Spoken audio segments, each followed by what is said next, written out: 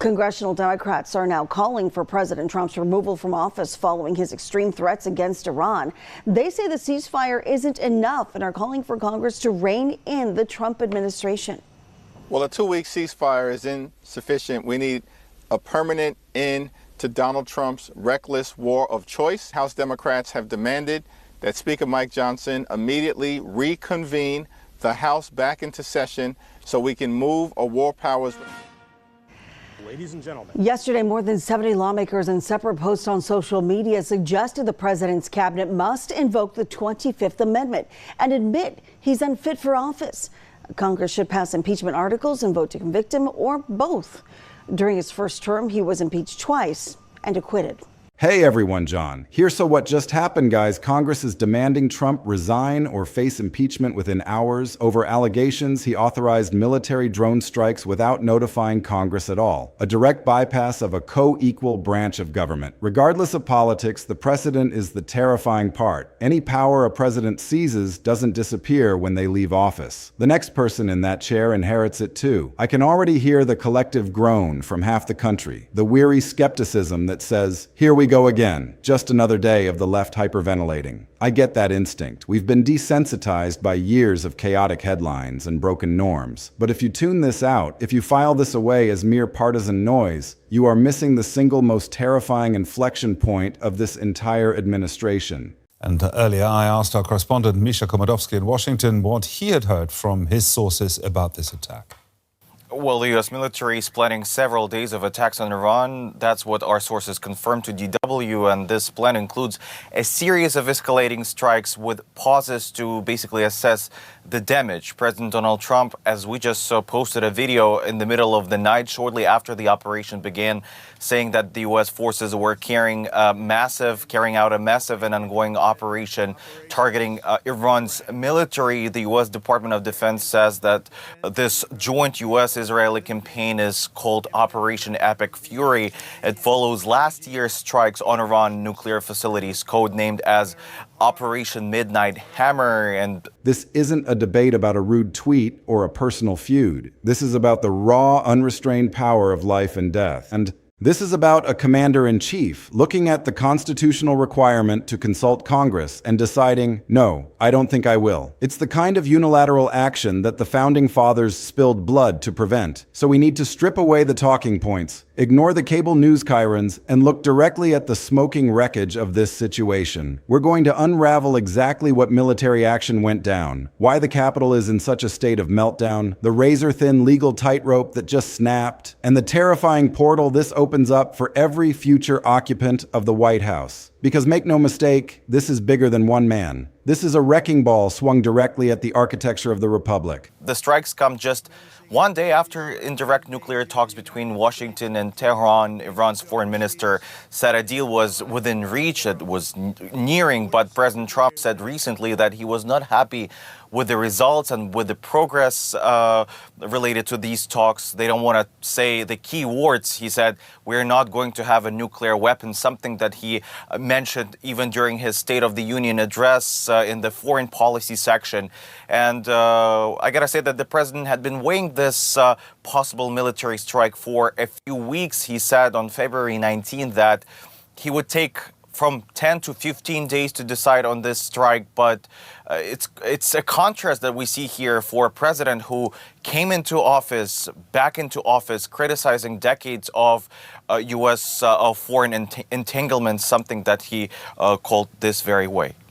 To understand why the temperature in Washington has hit a boiling point, you have to appreciate the core principle that just got torched. The separation of powers isn't just a dusty concept from a high school civics textbook. It is the immune system of the American experiment. The founders had just liberated themselves from a monarchy where a single individual could plunge a nation into war on a whim. They were petrified of concentrated military power, so they built a firewall. They handed the power of the sword to the executive, but they locked the scabbard in the Capitol, giving Congress the sole authority to declare war and control the funding. It's a messy, inefficient, frustrating system by design. It's meant to force deliberation before destruction. decision. What Trump just demonstrated is that he views that deliberation as optional. He acted like a king, deploying lethal force across sovereign borders without the political cover or the constitutional warrant of the people's representatives. And the timing of this imperial move couldn't be more catastrophic for his political future. The nation is already teetering on the edge of a government shutdown. His poll numbers are bleeding out, and the midterm elections are roaring toward us like a freight train. Now he's staring down a rebellion within his own party, with lifelong constitutional conservatives realizing they can't spin a blatant power grab as owning the libs. Let's dive into the operational details of what actually transpired, because the devil isn't just in the details here. He's running the whole show. Reports began flooding the media landscape on November 2nd, revealing that Trump had personally greenlit a salvo of at least 14 drone strikes concentrated in the Caribbean basin. The officially stated target was Venezuelan narcotics trafficking networks. Now, on a superficial level, that might sound like a classic tough-on-crime action movie moment. Who doesn't hate drug cartels? But the applause stops cold when you realize the jurisdiction, or lack thereof. This wasn't a theater of active war with a standing authorization for use of military force. This wasn't Afghanistan or Somalia. This was the Caribbean, a region where American military intervention is a historically explosive subject. The massive breach wasn't necessarily the target itself, but the protocol. Trump didn't invoke the War Powers Resolution. He didn't have an emergency meeting with the Gang of Eight. He simply issued the command. The most infuriating aspect for the legislative branch is the sheer indignity of how they found out. Members of Congress, the very people constitutionally tasked with checking this power, learned about the kinetic military operations not from a classified briefing in the Situation Room, not from a secure phone call from the Secretary of Defense, but from breaking news alerts on their cell phones. They found out from Twitter and cable news. That isn't just a snub, it's a structural demolition of the interbranch communication that keeps the military accountable. Naturally, the MAGA defense machine roared to life instantly, firing off a few key counter-arguments to shield the president. The first line of defense is the commander-in-chief absolute authority theory. They argue that the Constitution vests the president with full control over the armed forces, granting him the flexibility to strike threats wherever they fester. And sure, there is a historical gray zone here. Presidents have stretched the limits of executive military power for decades, but the legal fig leaf of imminent threat doesn't apply here. These drug traffickers were not assembling a naval armada to invade Miami Beach. This was a pre-planned offensive operation. There was time, days, weeks, maybe months, to loop in the relevant congressional committees. Trump simply chose not to. The second argument is the reflex to cry partisan witch hunt. The defenders scream that Democrats have been slobbering over the idea of impeachment since the moment Trump came down the golden escalator, so this is just the latest excuse. And sure, you could argue that some Democrats would initiate impeachment proceedings against him for double parking. But that dismissive attitude ignores the genuine abject terror emanating from the right flank. This isn't just the squad yelling. You have conservative jurists, strict constructionalists, and military hawks quietly, grimly acknowledging that a red line has been crossed. When the gatekeepers of originalism start nervously coughing, it's not tribalism anymore. It's a real crisis. The polling data adds a chilling empirical weight to the chaos. Fresh numbers from late October indicate that a staggering 57% of the American populace feels that Trump's recent maneuvers are actively eroding their trust in the government as a whole. Let that figure sink in. That's a deep cross-partisan majority, a supermajority of the disillusioned, stating that the way the White House is operating is causing them to lose faith in the very machinery of the state. This is how republics begin to dissolve. It doesn't always start with a violent coup. It starts with a credibility vacuum. When citizens, regardless of who they voted for, begin to view the institutions as a farce, the social contract dissolves. People stop believing in the rule of law and start believing only in raw tribalism. That poll number isn't just a warning light. It's a siren blaring that the patient is bleeding out on the table. The guardrails that keep a democratic society from spinning into an autocracy are held up by public faith. Once that faith evaporates, the guardrails are just painted steel, easily knocked over by the next next ambitious strongman who promises to cut through the mess the strongman himself is actively creating. As if the drone strike crisis wasn't enough fuel on the fire, Trump decided to throw a grenade into the Senate chamber. In the midst of this catastrophic pressure, he took to his digital pulpit on Truth Social on October 30th and issued a marching order to his party that has left them paralyzed. He commanded Republicans to play the Trump card to break the government shutdown, which in his lexicon means nuking the legislative filibuster entirely. To call this insane is an understatement. The filibuster is perhaps the last significant procedural mechanism in the Senate that forces a shred of bipartisanship. It's the emergency brake that prevents the majority party from ramming through a radical agenda with a bare 51 votes. Trump is effectively demanding that his party set fire to their own insurance policy to satisfy his immediate demand to end the shutdown. This has trapped the GOP in a vacuum-sealed box of pain. If they obey him, they permanently torch a rule that conservatives have historically cherished as a check against big government liberalism, knowing full well the Democrats will eventually wield total power without it. If they defy him, they risk a base-fueled primary challenge that ends their political careers. The result is a deafening, uncomfortable silence from Republican leadership, a collective holding of the breath that signals a party held hostage. Let's contextualize the environment where this is all unfolding, because the backdrop turns a disaster into an apocalypse. The federal government is in a state of paralysis, having been shut down for a grinding 23 days. Paychecks for federal workers have stopped. Essential services are hanging by a thread. The political pressure on Trump to resolve the fiscal stalemate is immense, which leads to a very cynical but very plausible theory. Perhaps the drone strikes weren't just about drugs. Perhaps they were a wag the dog moment, a massive foreign policy flex designed to shift the news cycle, to project strength and decisiveness amid the domestic squalor of the shutdown. If that was the strategy, it has spectacularly backfired. By skipping the constitutional niceties, Trump didn't look strong. He looked reckless, and he handed his enemies the heaviest constitutional cudgel they've ever possessed. This is the danger of governing by chaotic impulse. You might distract the easily distractible, but you awaken a sleeping giant of institutionalist fury that spans the ideological spectrum. The impeachment chatter is no longer just background static. It's crystallizing into a tangible threat. Congressional leaders are releasing statements that use the loaded, deliberate language of constitutional crisis. They are accusing the president of a dangerous disregard for the separation of powers. This isn't the messy, ambiguous language of the first impeachment or the January 6 fallout. This one is surgically clean. The accusation is built on the hard fact of unauthorized military action. It's a binary question. Did the president order offensive military strikes without seeking or receiving congressional authorization? If the answer is yes, and the evidence suggests it is a resounding yes, then the constitutional hook is impossible to wriggle off. Unlike the murky political dealings of past scandals, this is a clear violation of the war powers framework. It meets the historical standard of high crimes and misdemeanors more directly than almost anything we've seen in the modern era.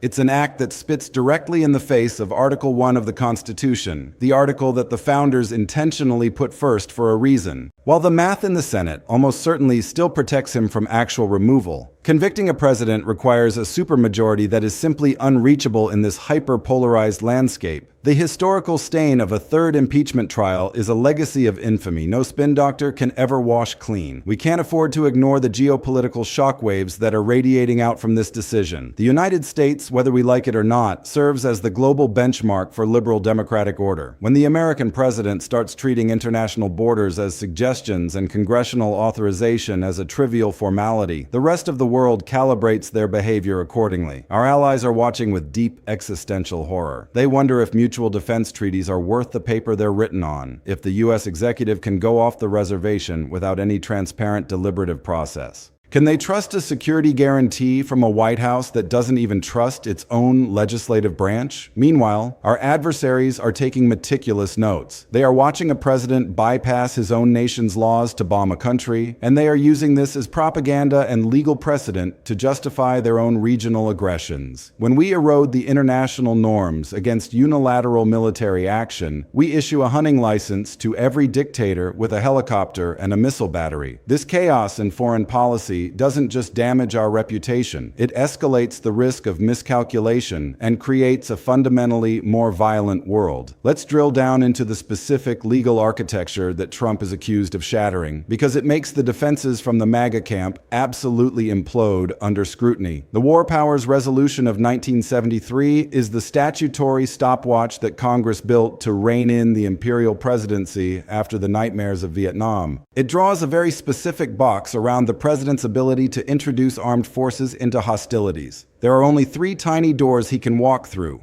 Door number 1 is a formal declaration of war from Congress. Door number 2 is specific statutory authorization, a targeted bill saying, yes, go here. Door number 3 is a national emergency triggered by a direct, immediate attack on the United States, its territories, or its armed forces. The Caribbean operation fits through exactly 0 of these doors. There were no naval ships sinking. There was no attack on American soil. There was simply a policy objective and an order. The resolution further mandates that even in a scenario where the president acts first, he must file a report with Congress within 48 hours and is limited to a 60-day window of operations unless Congress explicitly signs off. Trump didn't even offer the courtesy of a report. He didn't file the paperwork. The violation isn't a matter of interpretation, it's a matter of flat-out statutory refusal. This is what makes the silence of so many constitutional conservatives so damning. They know what the law says. They are choosing loyalty to a man over fidelity to the text. Looking down the road, the political architecture of the 2026 midterms is being built on this exact fault line. Every single Republican candidate for the House and Senate is going to be chained to this moment. They will stand on debate stages, and their Democratic opponents will ask them a question so simple it's deadly. Do you believe the president should be allowed to bomb foreign nations without telling anyone? There is no easy exit ramp from that. A yes answer confirms to swing voters that the candidate has abandoned the checks and balances and endorses a unilateral presidency that could one day be used by a Democrat to bomb Israel or invade Greenland. A no answer triggers an immediate social media jihad from the Trump base and a potential primary purge. This is the toxic political death trap that Trump has built for his party. It's forcing Republicans to either sacrifice their hold on swing suburban districts or sacrifice their electoral safety in the primaries. The cracks in the coalition are already splitting wide open. The business class fiscal conservatives, the ones who just want low taxes and regulatory sanity, are completely exhausted by the martial chaos. The defense hawks who understand military chain of command are horrified by the operational recklessness. The only faction still holding the line with absolute ferocity is the populist nationalist base, and while intense, that is a shrinking minority that is proving increasingly insufficient to win wide-spectrum national contests. The courts are going to be the next battleground, but the nature of judicial warfare is slow and grinding. Interest groups, civil liberties organizations, and perhaps even state governments are going to rush to the federal courts seeking injunctions and declaratory judgments against the administration. They will argue that the drone strikes represent an illegal abuse of presidential power, and they will demand that the judiciary reassert the constitutional war powers of Congress. The tragic reality, however, is that the judicial branch moves at the speed of a tortoise, while drone strikes happen at the speed of light. By the time a federal judge weighs the substantive merits of the case, assesses the highly classified intelligence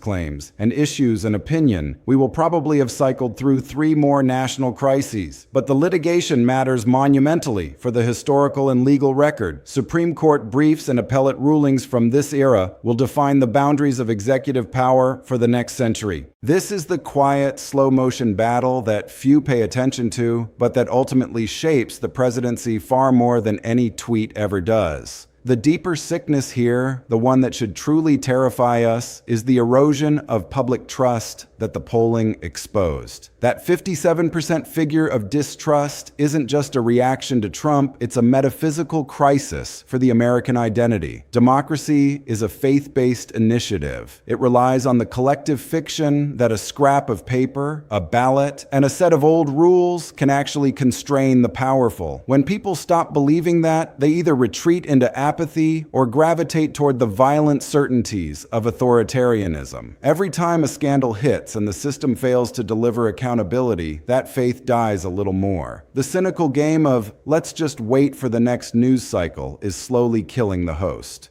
Trump's methodology of flood the zone, creating so much chaos that the institutions short-circuit, isn't just a communication strategy, it's a deliberate assault on the public's ability to process reality. This drone strike crisis is a perfect distillation of that strategy. It merges executive power, military violence, and institutional disrespect into one dense, indigestible story that overwhelms the average citizen to the point of withdrawal. And a withdrawn populace is a populace that cannot fight back. The Trump card threat to destroy the filibuster is intimately connected to this loss of trust. It's a suggestion that democracy is too slow, that debate is a nuisance, and that raw, unchecked power is the only thing that can fix the shutdown. This is the seductive lure of totalitarianism, the promise of efficiency at the cost of liberty, the idea that if you just give the leader unlimited power, he can make the trains run on time. But the founders designed the Senate to be the saucer that cools the hot tea of the House. They wanted it slow. They wanted it frustrating. The filibuster, while imperfect and often abused, is a symbol that consensus matters more than speed. To destroy it in a fit of pique over a budget shutdown is to permanently alter the character of the upper chamber. If Trump gets his way, the Senate becomes a copy of the House, a majoritarian rubber stamp. Combine a rubber stamp Senate with a president who feels he can bomb without asking, and you have effectively liquidated the separation of powers. We must also confront the uncomfortable truth about the reform versus destruction debate. A segment of the country believes passionately that the system is so deeply corrupt, so deep state, that it needs a wrecking ball. They see Trump as the only one willing to swing it.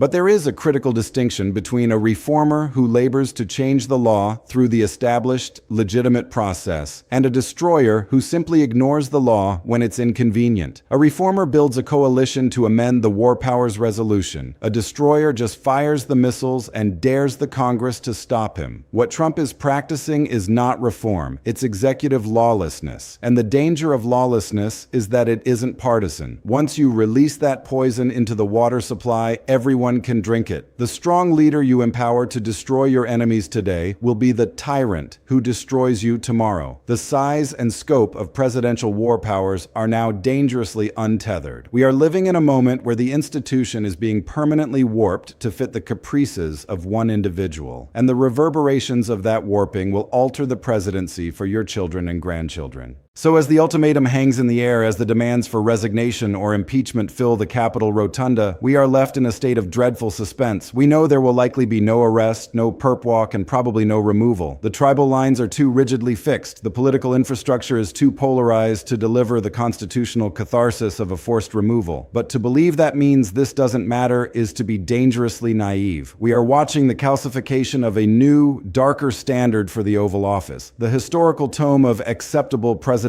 conduct is being rewritten in real time. This is a slow-moving coup against the architecture of restraint. It's an addictive reality show that trades the health of the republic for ratings. The drone strikes in the Caribbean are a symptom of a patient raging with fever. The 2026 elections will serve as the national autopsy, a moment where we decide if we want to try to heal the patient or simply let the fever burn the house down.